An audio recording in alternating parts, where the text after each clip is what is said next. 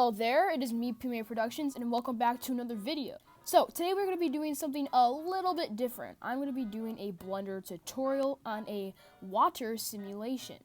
So basically, I'm on a Mac here, and if some of you guys don't know how to access Blender, even though you've already downloaded it, it is pretty easy. So you just go to File, then Find, because Blender is a file, of course. And then you can just go to Recent. But if it's not in your Recents, then you can go to Downloads and look it up or whatever. But I'll just go to Recents, and then double click that and press Open. And you can just exit this out.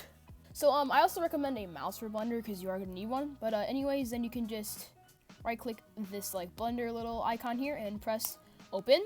Then that's going to do that. You can see it at the bottom here. You can just close this again. And then it's going to verify Blender. Okay, so once it is verified, you're going to come up with this prompt, and then you're just going to press Open because this is a trusted source. And you're going to wait, and when the dot comes there, that means that it is open. So you just wait like 2 seconds, and there you go.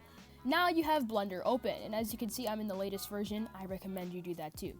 So I'm just going to click General, and we'll get on with our thing. So basically, to do like a water simulation, we can do a quick fluid. So you just want to do F3, or if you're on a Mac, which I am, FN F3, and it's going to come up with this.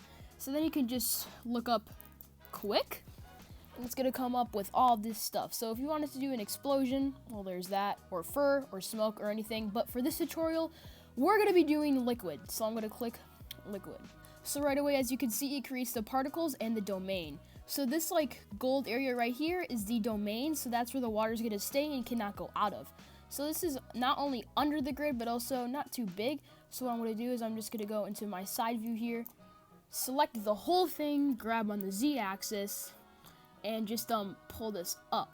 So yeah, now that we have this, so I'm just going to click the domain and scale this up since I would like a bigger domain. There we go. Now the particles are acting kind of funky. So as you can see, we have the particles over there.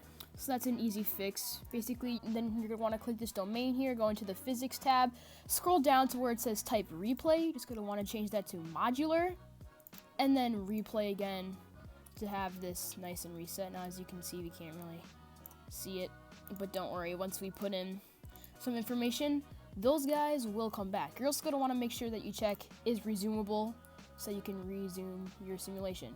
Now, as you can see, we already have some particles here, nice and lined up for us. So if you were just to press play, you can already see that our particles are nice and that they hit the domain like they should. But that is not a lot of particles. Like seriously, that is really small. So we're going to want to up that.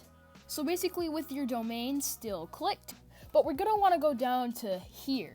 So let me just expand this so you can read everything. So as you can see, we have like the system maximum, the particle radius, sampling, randomness. So you're going to want to zoom into your cube so that when you're making these changes, you know what's actually happening. So let me just bump up the sampling, honestly, to like 3. You can already see that gives us more. So actually, let me bump it up to 4, and there we go. That is a lot of particles. Pretty sure this is as high as the sampling can go. Oh, nope, it can go up to 5. So, you know what? I'm just going to bring it up to 5. Maybe save our project. Always want to save. Then we'll press save. So now, if you press play, wow, that's looking pretty nice. So yeah, there is still not a lot of particles, but there is something there, and I think it's looking pretty good. Sampling is really what makes it, you know, give you all of the actual particles. So yeah, this is it. I guess I could click this and maybe scale it up, but that's not really gonna do anything. So that is basically our sim. But what if you wanted like the water to hit stuff on the ground? So let me just minimize that, and I'll go Shift A, and we'll just add a cube right here, and we'll grab this on the Z. Make sure that this is actually kind of on the ground right there.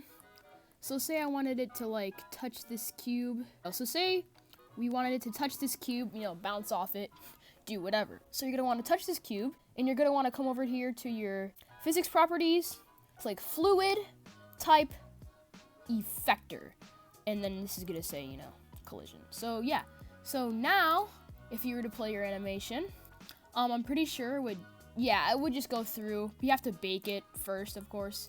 But yeah, we're pretty good. So now we're gonna want to bake this actual particle system. So let's click the domain, and we'll go down and we'll click mesh, actually. So as you can see, now we have that. Frame start and end. Well, let's see where I want this to end. Okay, doesn't look bad. I don't want to render too much because it might take too long. Okay, that's looking pretty good. So at around frame 80. So end at around frame 80. Perfect. So now it is just gonna nicely end at frame 80. So yeah, it's resumable, replay. Now we're just gonna wanna change this replay to modular, all right? So now that it's back to modular, is resumable, we can come up here and you should get a little prompt here saying bake data. So now that you have all of your changes made, you can click bake data and that'll take not too long. Whoa, mine is going pretty fast here, as you guys can see. I can actually talk through this whole thing nicely. All right, cool. So now we have our data baked. So as you can see, it nicely hits that cube. Yay, woohoo! And I think that hit the cube pretty nicely. Yeah, guys, that was perfect. It is kind of going around the cube a bunch. So there we would just make the resolution better, but I'm not going to, okay? So if you didn't want it, if you wanted it to be perfect, what you would have to do is you would click the domain, you would click free data, then you would go up here and make the resolution size like 64 or whatever your computer can handle so that the resolution's better and actually will hit that cube. But for tutorial purposes, I'm gonna keep it at that. So now that I like my mesh, let me go back to the first frame. And these are just particles, so we don't really want particles, we want it to be a mesh too. So we have mesh selected, we can drop that down. Everything seems fine, we can just keep this all the same and we'll just bake the mesh. Now this is gonna take a bit longer, but somehow my computer is actually pretty good. So yeah, we can just wait for this, and there we go. Now we have a baked mesh. So before you even play that, you're gonna want to save that, and now that that's saved, we can play it. This is gonna be pretty fine. As you can see, ooh, very satisfying.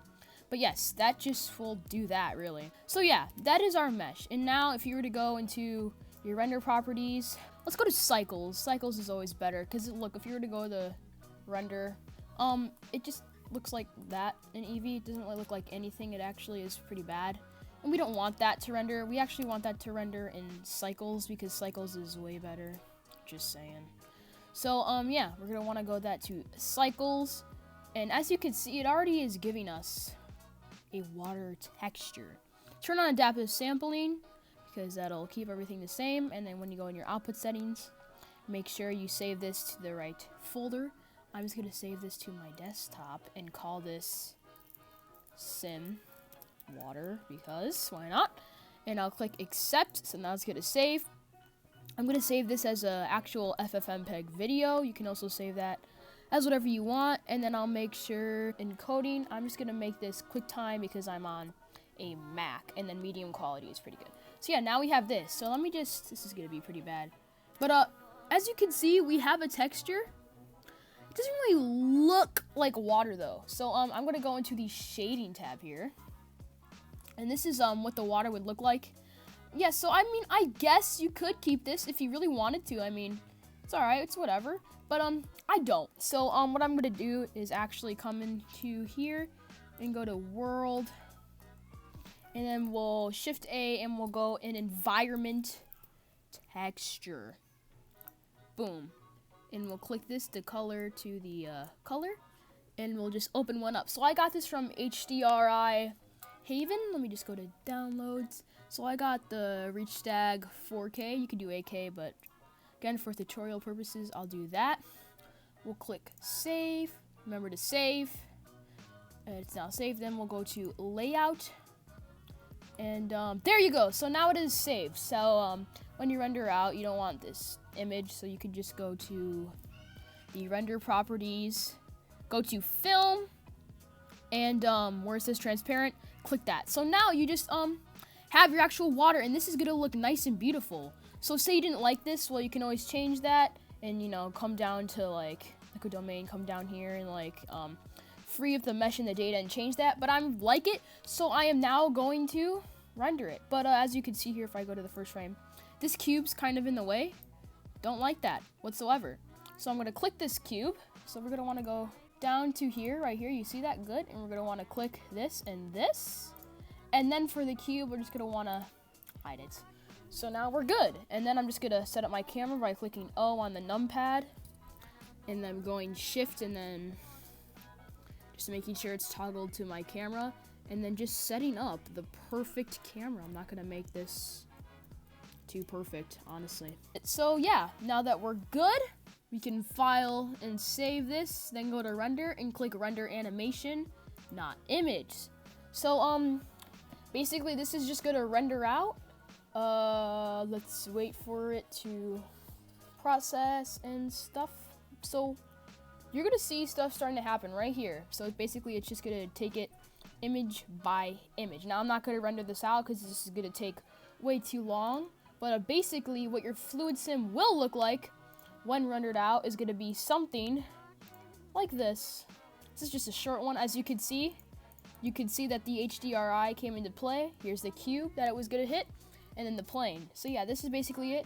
Just nice and short, but it looks really nice. So this is basically all there is. I just wanted to thank you for watching, and I'll see you in the next video.